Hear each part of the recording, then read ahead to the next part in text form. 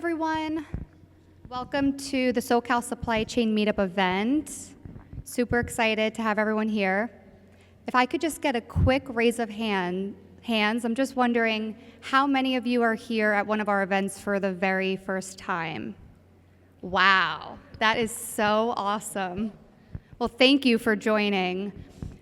So just a really quick recap on what we do. We're just a group of people that love the supply chain, put together these events every 2 to 3 months just to bring together industry experts, people in the community to talk about things that are going on. And these events are really for you guys. This is for educating us on what's going on. And it's meant to be open, collaborative. So while we have an amazing panelist up here, if you have any questions about something that we're talking about, please feel free to just raise your hand, ask questions, because like I said, this is all about educating us on what's going on. So this particular panel, we're going to not be spending too much time on recapping on what happened in supply chain in 2024, but more so focused on what we expect to happen in the year ahead in 2025. We wanted to say a quick thank you to our sponsors, PortPro, Harbor Trucking Association, Braid Theory for this amazing space, and Fourth Sector Innovations. Last thing is that we actually at PortPro put together a State of Drayage in 2024 report to highlight some of the challenges that we faced in 2024. I printed some of these reports and put it here in case anyone wants one for after. And I'm going to pass the mic to Colin Campbell, who's going to be moderating this panel today. He flew all the way from DC. He's a senior reporter at Trucking Dive, and so I'm going to pass the mic and he'll introduce the panel and get things started. So thanks everyone for attending. Thank you everyone for being here. My name again is Colin Campbell. I'm with Trucking Dive, and we have a really wonderful panel here for you all to hear about what is to come in 2025. We have a great crew here. It's Matt Schrap from the Harbor Trucking Association, Michael DiBernardo from the Port of Los Angeles, Paul Bingham from S&P Global, and last but not least, Will Mitchell from Forum Mobility. Now these folks are here every single day working in this industry, and they have really great eyes on what's going on and what is to come, and hopefully a really great perspective to share with you all. As Tony said, we're hoping to go through some news and trends, things that we're all keeping our eyes on. We obviously post-election, we've got a potential ILA strike on the horizon, or maybe not, depending on President-elect Trump's success today, meeting with the ILA. There's potential tariffs on the way that a lot of people are watching to see what that's going to mean for them, and obviously want to know what the economic and regulatory outlook is going to look like, as well as EV truck infrastructure, which excited to hear Will talk a little bit about. But I wanted to start with Matt, because I think it's first of all, he's a great quote if you guys have never read one of them or talked to him or followed him on LinkedIn. But Matt, I wondered if you might be able to sort of set the regulatory scene for your members going into 2025 and kind of give us an idea of what it is. I know there are plenty to be aware of, but what the top regulations that they're watching are, and sort of what's your take on how they might evolve or change in the next year. Well, thanks, Colin, and thank you, Tony, and PortPro and All2C for hosting this. And it's exciting to have all these first-time attendees here. We represent motor carriers doing business on the west coast of the U.S. We have a particular focus in California because of the tremendous amount of regulatory policy that's being spun up in Sacramento that is going to determine the future of not only our organization, but many of our members. The thing that's top of mind, typically, Colin, right now, is honestly this uncertainty around the Advanced Clean Fleets rule. For those of you who aren't familiar with that, that's a rule that's been being promulgated since going back to 2019, requiring heavy-duty pieces of equipment, Class 8 trucks that are operating down here in drayage service, to turn over to zero emissions. And when I say zero emissions, that's battery electric or hydrogen fuel cell. There really is no other pathway to meet the zero emission standards that the ARB has basically passed back in April of this past year, did a stay of enforcement because they need a waiver consideration from the federal government. So the rule is on hold. And it's been on hold waiting for a waiver determination from the federal government. Very unprecedented in the history of California waivers and heavy duty. There has never been a public hearing that lasted actually all day long. I think there was about 400 people who had commented to the EPA about why or why not the waiver should be issued. And we had a lot of members who had got up there, and I tell you, it's a little bit of a mixed bag, because many members took the Air Resources Board at their word, despite the dozens of questions that was posed to them during development of ACF as to whether or not they needed a waiver from the federal government to enforce a new engine standard in California. Their answer was, we do not believe we need a waiver. Until there was a small line item that was put into the board resolution in April that said we might need a waiver. It was never discussed publicly during the hearing at all back in April, which was another marathon hearing. After they adopted the rule, they practically dislocated their shoulders, patting themselves on the back for saving the earth with just a simple vote. Well, meanwhile, my members are thinking to themselves, okay, how am I going to afford this? Where am I going to charge these vehicles? Who's going to insure them? What type of residual value do I have on this equipment? And is this something my customers are going to be willing to compensate me for, because there is a much higher cost of entry for zero-emission vehicles? Period. End of story. And so now when we think about this uncertainty, because the waiver has not been issued, we've had an administration change in Washington, in case you guys hadn't noticed, and we have a new president elect who has basically had a perspective over the years that he's not super excited about zero-emission vehicles. Granted, on his cabinet now, I guess it's the cabinet, that Elon is on, who's a large proponent of zero-emission vehicles. For us, there's still even more uncertainty. We couldn't say for certain that whatever Trump is going to do is going to result in this waiver going away. It's still flapping in the wind, so to speak. There is federal regulatory requirements that it needs to be published within the registry for at least 60 days prior to going into effect, and we're within the 60 days leading up to January 20th when the inauguration will happen. So there's some uncertainty there, but I think that is probably top of mind. Besides that, we have the AB 5, we have AB 2754, which is going to create joint liability for shippers who contract with motor carriers who do not have small independent fleets that they work with, who do not maintain their own DOT authority. There'll be joint liability for shippers. You have the Advanced Clean Trucks rule, which is requiring manufacturers to sell a certain percentage of vehicles each year that are zero emissions. You have the Low NOx Omnibus rule, which is basically creating a California-only engine standard for 2024 to 2026, followed by a federal engine standard in 2027, not to mention all the general constraints that we have just moving a container from point A to point B out of these terminals here in LA Long Beach. I think actually that's a really great segue to a conversation I was just having with Will ahead of this panel about exactly how some of these investments in EV infrastructure are playing out, and what some of those opportunities are for some of those fleets that you are already working with. I'd love to hear a little bit from your perspective. Thank you. My name is Will Mitchell. I'm with Forum. I want to thank Tony and Port Pro and AltaSea for having us here. Forum Mobility is a infrastructure developer. We also lease trucks, but we're very much on the EV side of things. And so the company's been around for about 3 years. We are members of HTA. We're heavily involved in the port community. Our position has always been that this needs to work for the trucking community, for it to work in general. And so at a top line, whether ACF happens or not, our position and our view for 2025 is onward. We've got to figure out how to make this work from an economic standpoint with or without compliance. And so that's where we're squarely focused for 2025. And to start with making that happen, the largest charging depot in a port complex, our facility at Port of Long Beach, just came online on Monday of this week. And if you're driving back to Long Beach tonight over the bridge, when you get toward the Long Beach side, if you look over to the left, you're going to see a very cool looking facility that's lit up in lime green with the Forum sign, and that's our site.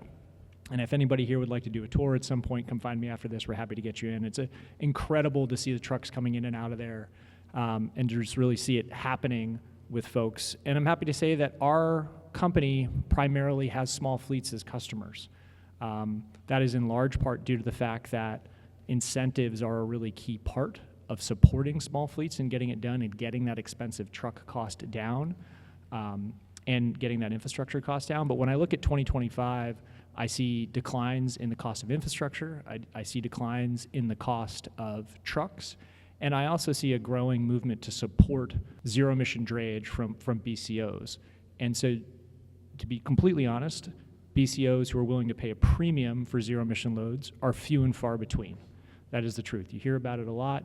It ends up in reality not happening as much, but we do hear about it more and more. Just the other day, I was talking to a customer, and they were bidding for a big opportunity for a fairly large BCO, and they were willing to pay a premium for it. And so that's a positive sign.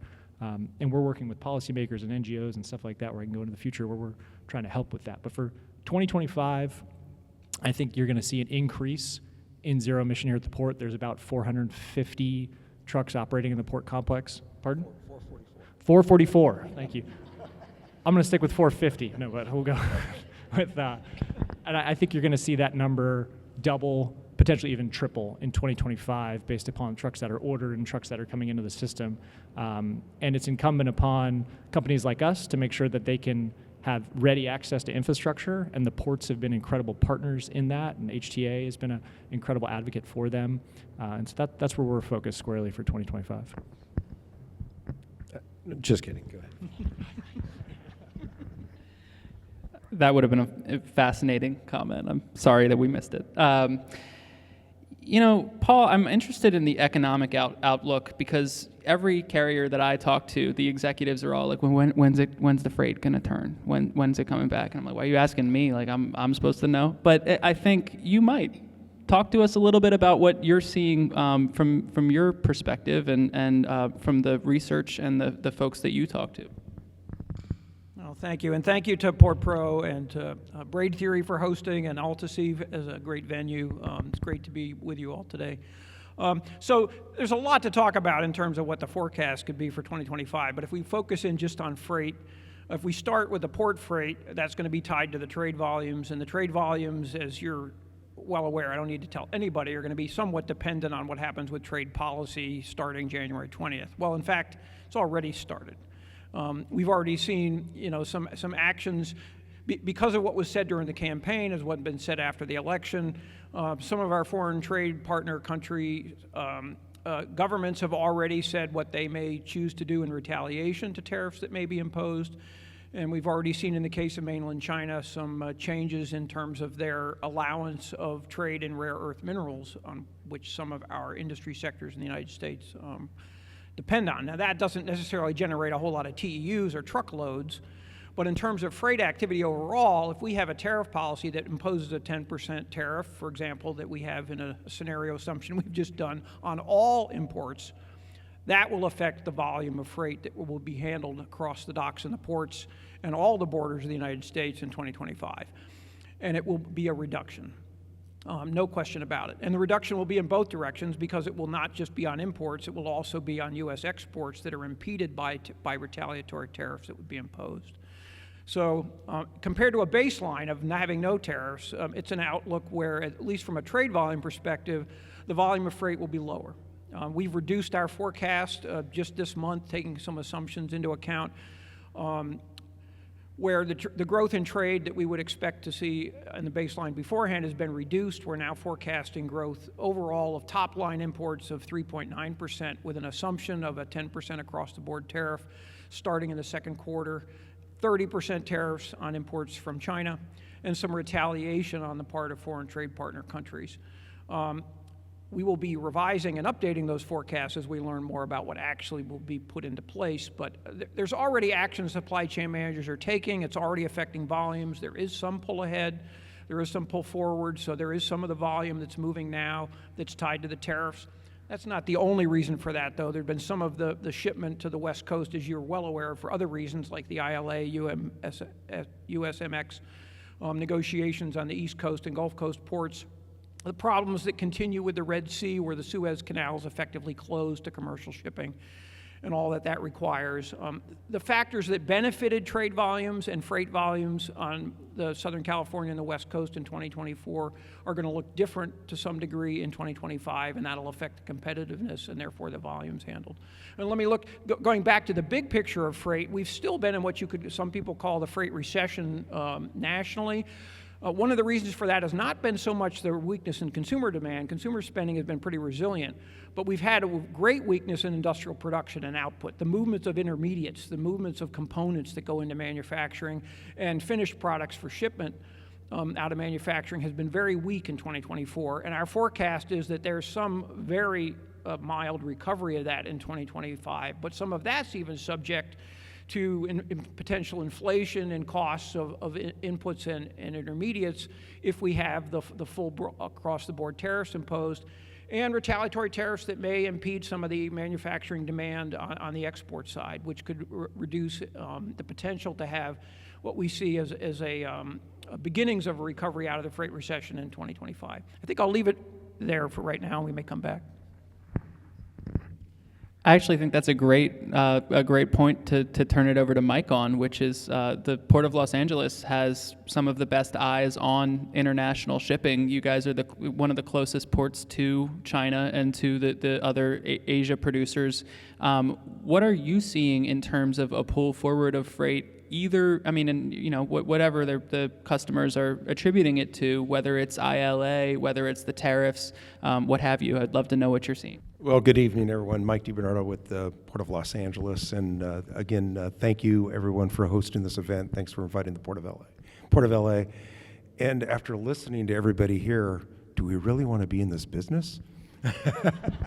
We should be looking for something else because there's so much going on that's affecting our business between the trucking, between tariffs, and just the overall business. But importing is going to be here, and it's still going to be existing as we move on in our lives. We're going to have imports, we're going to have exports. But what we're seeing for us at the Port of LA is we're going to have a very good year, and in fact, one of our best years ever. And a lot of that was due to, as was mentioned earlier, the ILA opportunities that we had, the Panama Canal, as well with the issues that were there, and the Red Sea. So we think we're going to end the year, again, one of our high notes, over 10 million TEUs, which is a good chunk of volume. But as we saw before with tariffs that were imposed, is that cargo actually finds its way to other gateways. They find their way of production moving to Southeast Asia. And that's where, some of the cargo moved from China, moved to Vietnam. And we saw an increase of Vietnam cargo, Southeast Asia cargo. So that's where the shipping lines need to be more nimble in being able to move their cargo or move their ships to call at other ports in Asia to bring that cargo to the West Coast. And of course, the West Coast being the closest to the Southeast Asia and Asia ports. And we always call ourselves the West Coast is the best coast. And we have a great rail network that we have here in LA, Long Beach, that gets the cargo to inland destinations quickly, especially with our on-dock rails that we have here. So we think we're going to have a pretty good year next year, even with the tariffs, because we think some of that cargo will be moving to other locations in Asia. And just to talk a little bit about the trucking as well, just to add to that, as you know, with the regulations that Matt talked about, we also at the Port of LA, Port of Long Beach, would like to see zero-emission trucks calling at the port by the year 2035. And as was mentioned earlier, we have 444 zero-emission trucks that are running right now out of the 20,000 that are registered to come to the port. So we have a long way to go. About 68 of those 444 are hydrogen fuel cell. So it's really the industry that's looking at what's the best technology to use depending on where they're going with their cargo. Battery electric, you may have to be a little closer to the port for your deliveries. Maybe hydrogen fuel cell going out to further destinations. But as a port, both Port LA, Port of Long Beach, we are assessing a fee for every diesel emission truck that comes into the port, and using that money to give out vouchers, and working very closely with CalSTART to give out vouchers to go out and purchase the zero emission trucks. And even the money that we're collecting, we're going out to build infrastructure with AQMD. We did it with MSRC, putting some funds into that to put electrical infrastructure out in the region, because that's the key thing that's needed for these trucks. If we're going battery electric, we need the infrastructure to charge those trucks. So we're putting that money towards that. We'll continue to put money into CalSTART as much as we can in the voucher program. And then we're also looking at putting out an RFP for a new program called the ZE25, we may call it that or something else, to encourage giving out money to go out and get those zero emission trucks. So I wanted to point out that for the trucking as well. Thank you. There you go. Will, you said something that actually piqued my interest when you were talking about how you're not just meeting with fleets who are looking to adopt EVs and trying to figure out what that picture looks like, whether they charge, on dock or wherever else. I'm interested. The thing that got me was that you were talking about how you're not only meeting with the truck community, but you're meeting with their customers as well. And so I think that gives you a really interesting perspective into, what their concerns are. Obviously, cost is going to be a big one, but I'm curious, when you're having those meetings, what's the feedback that you're getting from those shippers? Because I think that, as we all know, is going to determine the level of participation in a lot of these programs, is getting those shippers on board. Yeah, the position we take on this is that if we can help shippers or if we can help carriers get more business, it is another way to cover the premium and the cost of the vehicle and the cost of the charging that they're currently dealing with here. So right now you have to stack an enormous amount of incentives for the truck to get it even remotely close to the cost of a diesel truck, and that's the cost of a new diesel truck, not the cost of a secondary diesel truck, which most of these folks are running, particularly the smaller fleets. And so, oftentimes we'll talk to these carriers and they're interested and very excited and they want to go zero emission, but they can't afford it, or they don't have the volume, or they don't have the commitment to go do it. And so we've just simply gone out to shippers directly through relationships we've had. We've gone out to NGOs and collaboratives and consortiums of BCOs and other ESG-oriented entities or larger entities, and tried to bring awareness to this option. We've had success doing it. We've had one of our first customer, Height Logistics. We helped facilitate Lime scooters and bikes, which is they're a lot of fun. They import their Lime scooters and bikes. Height is now moving those battery electric scooters and bikes with their battery electric trucks from the port inland. Our background at our company is all energy development, and so we have extensive relationships in the solar industry. And now Height and others are moving solar products. So you've got an electric truck, which at oftentimes is being powered by a grid that is north of 50% renewables, particularly here in California, that's moving solar panels in from overseas to create more solar power to power the grid with more decarbonized energy, which is a really cool life cycle. And then we see an increasing number of entities coming together in various consortiums that are willing to make commitments to go for zero emission. And maybe it's not a commitment to pay a premium, maybe it's a commitment to sign a longer term contract, which is often something that these carriers are really excited about.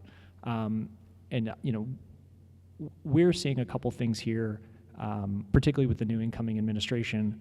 When you have, and we experienced this in the last Trump administration, when you have an administration pushing in one direction, in many cases, states or companies will push in the opposite direction. And so we're already starting to see companies that have strong ESG commitments recognize that they want to continue to maintain that leadership position, and this is an opportunity for them to do that. In many cases, they really don't have to do anything differently than what they're normally doing. They need to let their broker know that they want to work with zero emission trucks. We're just trying to raise awareness to it and then facilitate the opportunity, because success grows success. We want to show that it's possible. We want to show small carriers it's possible. We want to show the BCOs that it's possible, and it can be done in a way that doesn't disrupt their business at all. Question in the audience. All right. Zero emission hybrid or hydrogen trucks. What kind of maintenance options are there for people that would want to invest, and have their own truck be a hydrogen truck? What kind of systems are there for them to take that fuel cell vehicle into the shop and get it worked on? Because from personal experience working with fuel cells, you just assemble the stack, you take out, some piece of the stack, put the stack back together, and it doesn't always work the same way as it did before it was Sure. assembled, right? Sure. So some mechanic out in Wilmington or whatever isn't going to know what to do with that kind of situation. My conclusion was that it would require like high intensity microscopy to figure out what was the root cause of that stack failure, Sure. right? My perspective, and I'm just going to share quick, it would be that because of the high value of the truck,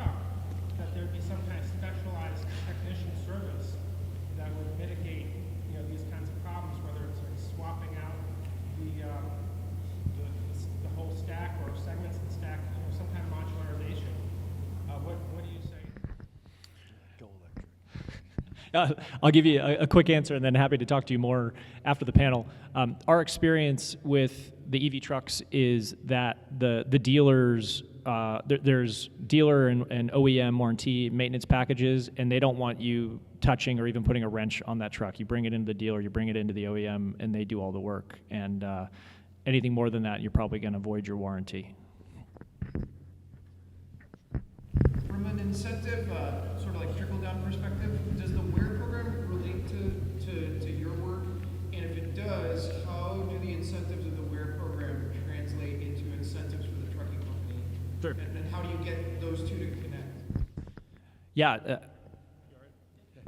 happy to answer that one. And I'm going to describe where, Matt, and please correct me as I do not provide the appropriate detail. Thank you.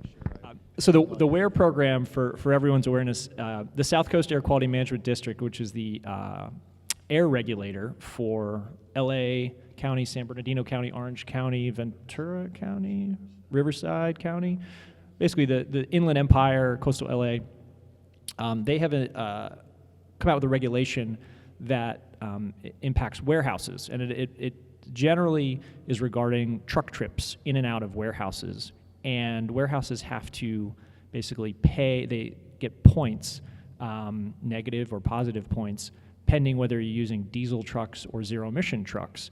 And it can cost you a lot of money in compliance as a warehouse operator now if you're of a certain size and that you are having trucks coming in and out.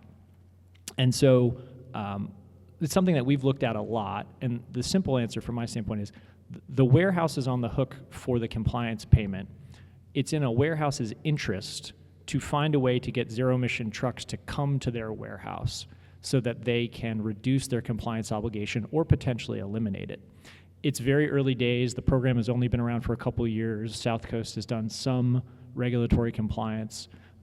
We actually partner with some carriers who promote their ability to basically reduce wear impact for warehouses. I think it's going to become a bigger issue in time as South Coast implements more fines and penalties, but it's just another example of where there is a direct dollar value, direct dollar benefit for having zero-emission trucks come to your warehouse, which you would otherwise just be paying a fee to. So if you can partner with a carrier, you're keeping money in your pocket just by having that carrier come to your warehouse. Thanks, Will. So the thing about the WARE program, right, is Warehouse Actions and Investments to Reduce Emissions. That's the acronym. So that implies directly that it's warehouses doing something. Now, it's not just zero-emission trucks. You can bring in low-NOx, natural gas vehicles. It also will help against your mitigation score. So the incentive is more of a disincentive for the, as Will was alluding to, for the warehouse operator to avoid getting fined.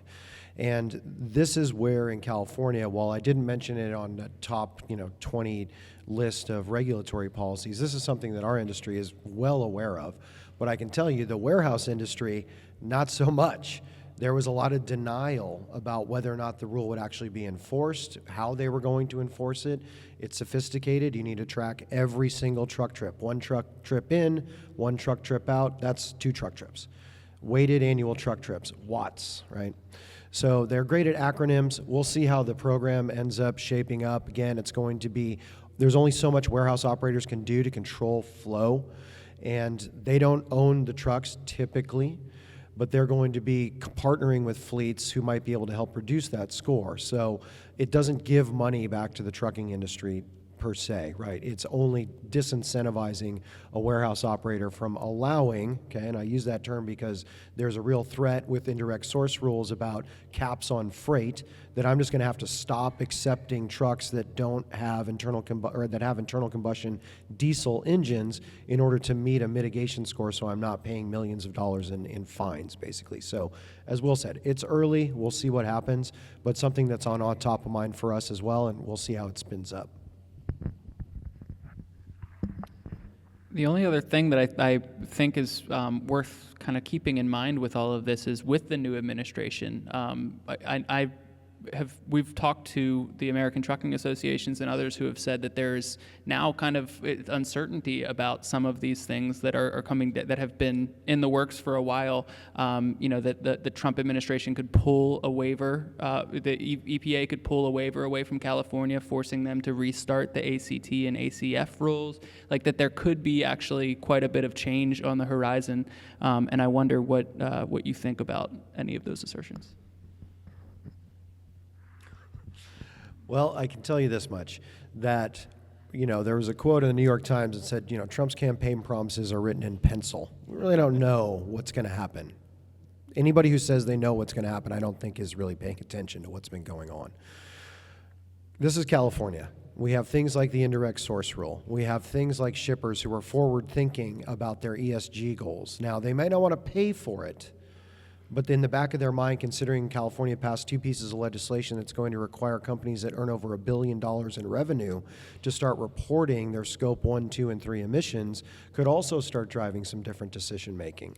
So we have California, it's its own nation state. The rest of the country is waiting for it to break off into the ocean, right? Because most bad ideas start in California and start heading east. As far as the ISR is concerned, while there is an EPA component to it, that is cooked. There's nothing that Trump can do to impact the indirect source rule from an EPA standpoint. The ICF doesn't have a waiver issued yet, so it wouldn't have to rescind it. Will California create something that is more of an incentive-based or a disincentive program to utilizing internal combustion engines that doesn't involve some type of regulatory pathway? They potentially could have the authority to do that. So, California becoming an island more and more so. I mean, we have a different formulation of diesel fuel here in California. It's called carb diesel or diesel number 2. That has been around since probably the late 80s, I think maybe early 90s rather. So we've always been a little bit more aggressive on the fuel side, on incentive side. We invented cash for clunkers, right, in the Bay Area. That's where that started. So incentive programs, getting old trucks off the road to get new trucks, that stuff hopefully is going to continue because, again, the TCO is out of complete whack if there's no incentives involved. And unless things like the Climate United program that Forum has really been instrumental in implementing can be successful in a model like that where you just have sort of an all-in payment and the charging is managed for you, the maintenance stuff is managed for you, right? And I was surprised with all those questions that came up about hydrogen that Will just didn't say, well, just buy an electric truck and you don't have to worry about any of those hydrogen issues, right? But it's back to the OEMs, them incentivizing, them getting those costs down, providing after sales and service support to give the faith to the industry to utilize the equipment. I'll always say, if it works so great, you don't need a regulation to force people into it. If I can add to this as well, we're not going to slow down at the Port of LA. We're going to continue to move forward in getting to our zero emission goals, right? So we've implemented, and if you look, we're in San Pedro. This is the port's out here. We have residents that are right here. We need to be a good neighbor, and so we want to get to our zero emission goals. We've asked all our terminals to be zero emission by the year 2030 for their yard equipment. So everybody's looking at either hydrogen fuel cell or battery electric in order to meet that goal.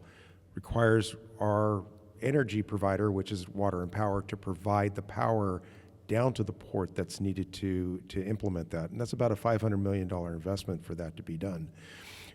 So we're moving forward with that with our terminals, with the clean trucks that call at the port.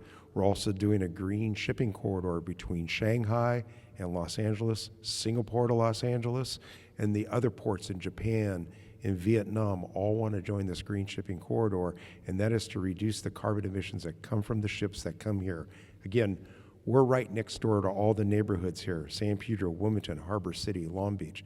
We want to be a good neighbor because cargo is going to continue to come here. So those initiatives are going to continue to go on no matter what happens in Washington, D.C.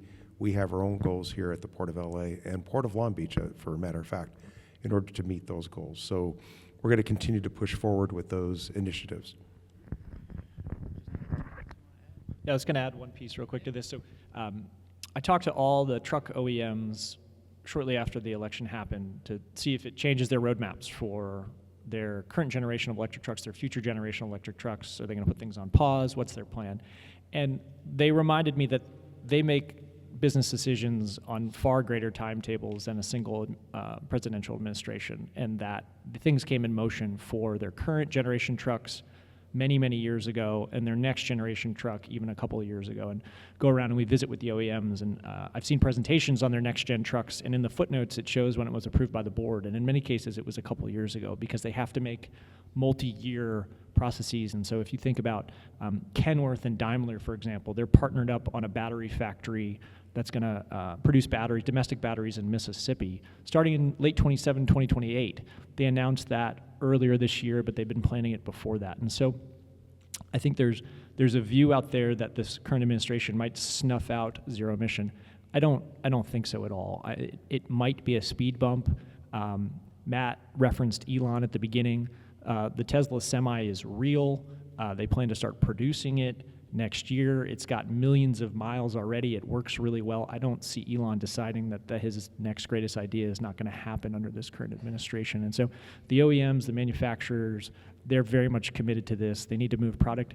And there's a whole lot of American jobs and American manufacturing around EVs happening and growing every day. So I think things are going to get noisy, but I think things are going to continue to head in this direction at a pretty fast clip, actually.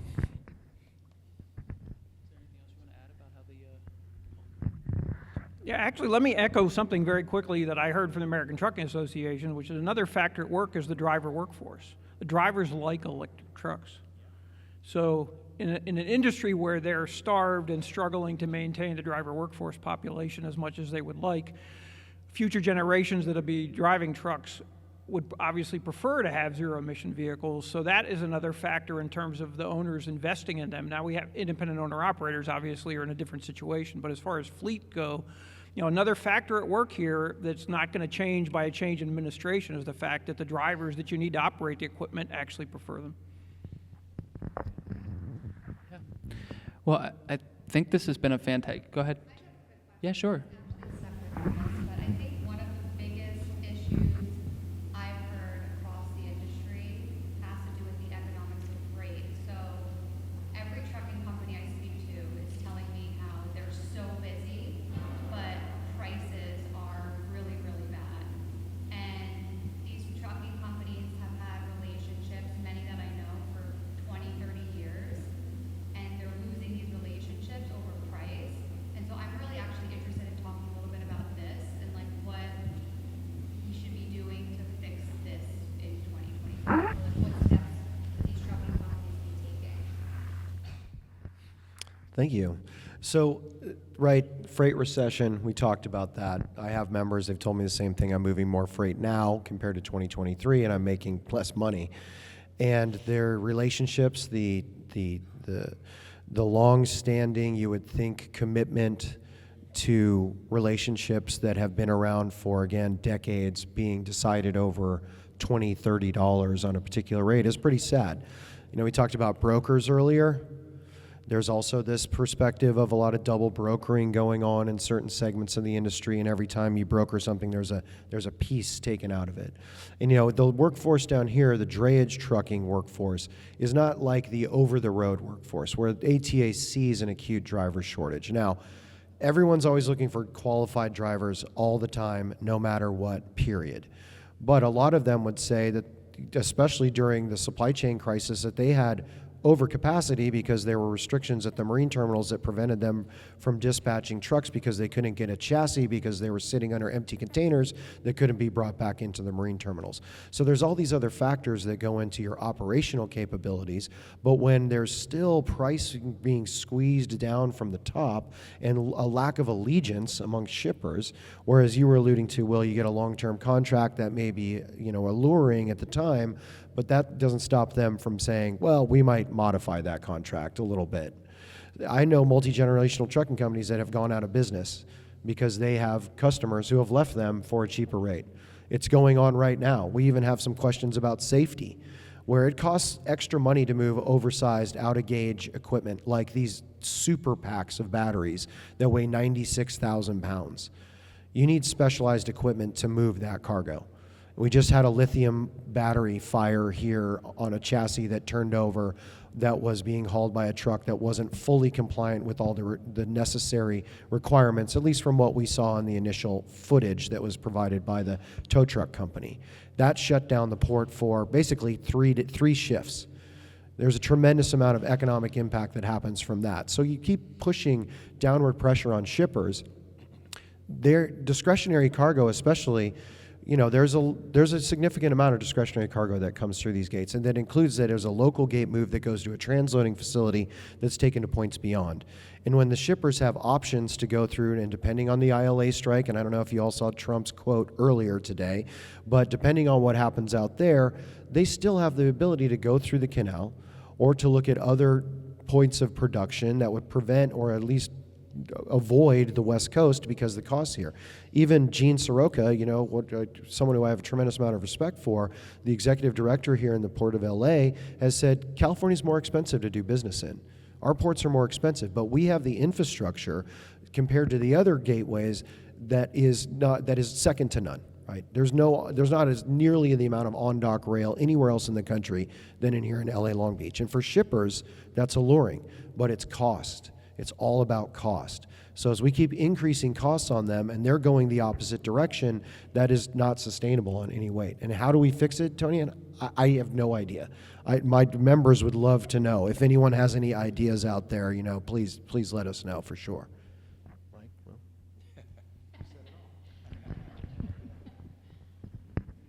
Is there anything else you wanted to touch on? Awesome. Well, I think this has been a really, really fantastic conversation. I appreciate all of you sharing your perspectives. It's been a fantastic chance to really see all of the very real impacts that all of these policies that we talk and write and read about all the time are really having on real life operations here in LA and Long Beach. I'm remiss in not having thanked PortPro and AltaSea, as well as Braid Theory, for having us. Thank you to my fellow panelists for remembering to do that. And I want to thank all of you for being here. This has been a really, really fantastic opportunity to hear from not only the folks up here, but some of the questions and concerns that you guys have as well. Well, also, I need to be, no offense, Will, but it's not just electric trucks, okay? Hydrogen fuel cell is a viable option. You have more manufacturers entering into the space. The fueling becomes a challenge. And why hydrogen is so expensive is because it's all moved by truck. And so there's a lot of efforts through ARCHES. I know Port of LA is involved. You have the Port of Oakland. You have the Angeles Crest that SoCal Gas is looking at, or Angeles Crest. So there is, I think regardless, it's Angeles something. So Angeles Link, thank you. I'm a member of that working group, and I still can't remember. There's so many things going on. So, you know, we can't be totally battery electric centric, right? The waiver question. This is something, again, that's very frustrating for us because we took the ARB at their word when they started developing the ACF. And people made a tremendous amount of investment based upon the word of this agency, who then pulled the rug out from everybody at the very end.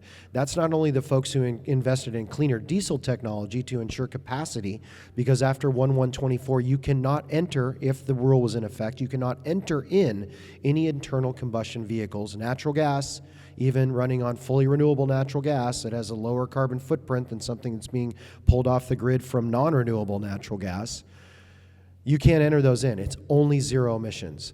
And so if the waiver gets issued and all of a sudden the rule goes into effect, we would, depending on the retroactivity question, have about 3,000 vehicles, I believe, on a statewide basis be pulled out of the drayage truck registry, and we'd get back to basically a cap on the number of vehicles that are able to service these gateways. And so for front of mind, it's a little bit of a mixed bag because people have made investments based upon the word of this agency who, again, dare I say, was a little bit fast and loose in exactly what they needed to do. And so we just continue to try to push out education to our members, whether it's through webinars. We just had one today with the fleet, with Edison and myself moderating it. We work with the ports whenever we can, the terminals, to try to do events, to try to say, hey, this is what's out there, this is what's for you. We partner with groups like Forum, like some of the other charging service providers. We speak to the folks at the Journal of Commerce about the challenges that we have. It's about getting the word out. And we don't know, Brad. Ultimately, for my members, what would be the best thing is regulatory certainty. And that's exactly what we're lacking right now in this state, even with the ISR. We're waiting to get the phone call from the facility operator that says, you can't bring that diesel truck in here anymore. And it's like, okay, well, go find one of the 450 zero-emission trucks that are out there to do it. And, you know, if that happens, then maybe they'll pay a little bit extra to mitigate against the higher cost of operating these vehicles. So that's a short answer. And I'll hand this off to Mike, but we are the Harbor Trucking Association. So our focus is trucking, drayage trucking. That's what we focus on. While we are interconnected in this ecosystem to all those ocean carriers, as Mike was talking about, I'll give him the mic just here shortly, about these green shipping corridors, about investments. You just had the Maersk vessel, the methanol dual fuel vessel, being christened here at the Port of LA, literally just right over there. Investments are being made by these multinational firms into cleaner equipment. There's dozens of orders on the books for methanol or natural gas vessels. So that is happening. Sales, there's all sorts of stuff. Mike, you know. Yeah. Yeah, as I mentioned earlier, the green shipping corridor, but we have, you know, the 5 major emission sources that are here at the port that are concerned is obviously coming from trucks, comes from yard equipment, comes from ships, comes from trains that come here as well, and harbor crafts. So those are our 5 major sources, and we're working on every one of them.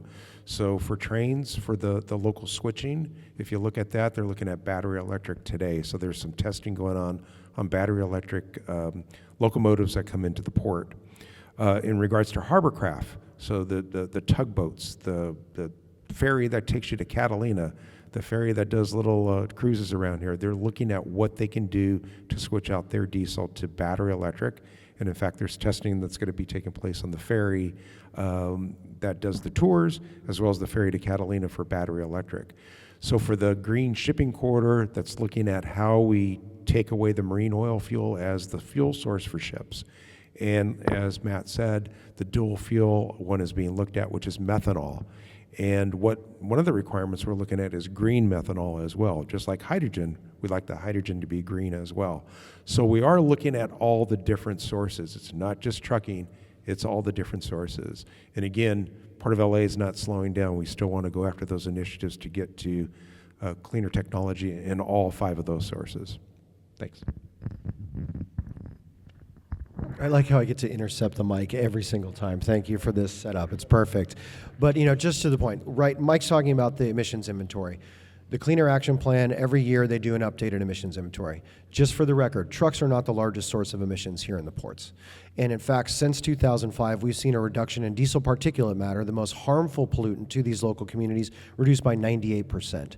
Oxides of nitrogen, upwards of 80. That's the precursor to smog. You have greenhouse gas, carbon reductions, over 50%. We've made tremendous strides in the trucking industry, without a doubt. So I don't want to mischaracterize, you know, yes, they're all emission sources, but trucks, we've been investing a lot in the turnover of this equipment, and now we're on the next phase, which is zero emissions. And no one has said that equipment doesn't work. No one, our association, the ATA, the CTA, no one has ever said, oh, that equipment does not work. I have members who run it on a daily basis. I can tell you it works. It's more about the economics of it and how that plays out and how we are going to function and have a sustainable business model moving into the future with support from our shipper partners, those importers who are importing, you know, 10 million TEUs every single year. It's a holistic ecosystem. We all have to work together, and those emissions from the ships are challenging. The greener the hydrogen and the methanol gets, the more expensive it becomes also. So we have to always be mindful of cost no matter what. All right, well, I think we're all right to wrap this up. Thank you all so much for being here. This was fantastic. Thank you to Mike. Thank you to Will, Matt, Paul. Really appreciate you all being up here to share your perspective and your expertise. Thanks so much.